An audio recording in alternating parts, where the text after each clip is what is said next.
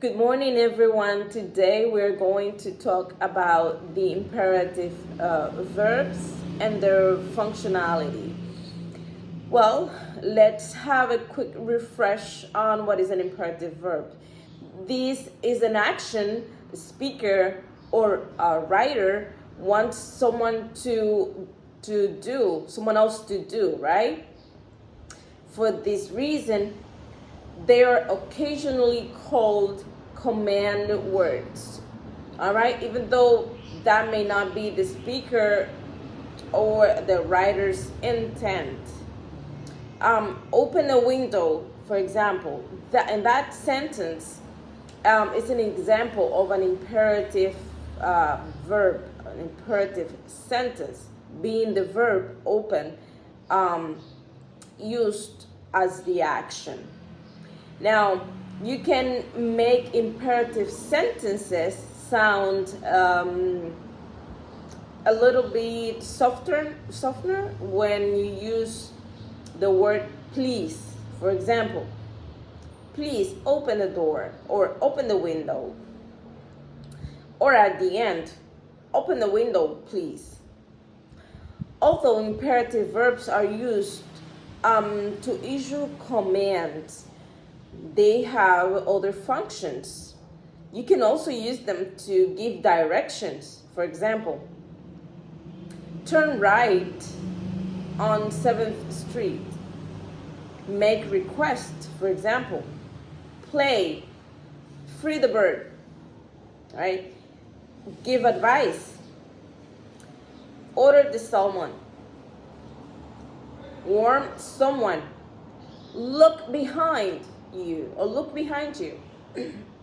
Using imperative verbs to create imperative sentences, no matter how you use imperative verb, you will find there are two types of imperative sentences. There's one negative and there's one affirmative, right? The affirmative imperative sentence, for example, walk the dog, is pretty much to tell someone to do something. And in the negative imperative sentence, you say, don't pet the dog, he bites. So you're letting someone know that they can't do something or they are not supposed to do something. That is pretty much to form the negative imperative sentence. You put don't or stop before the verb.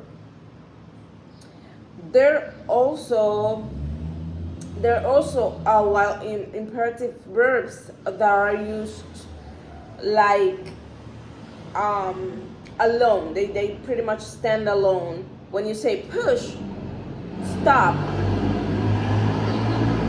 jump, those words, they actually stand alone and they're used as an imperative sentence.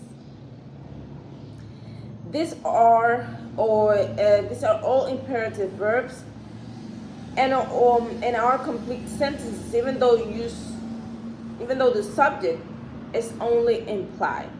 One of the differences between the imperative sentence and other types of sentences is that imperative sentences require only a verb, the subject. An imperative sentence is usually implied, although that's not always the case. For example, when you shout, "Hey Anthony, make me a pizza," to make it clear whom you are issuing the command to.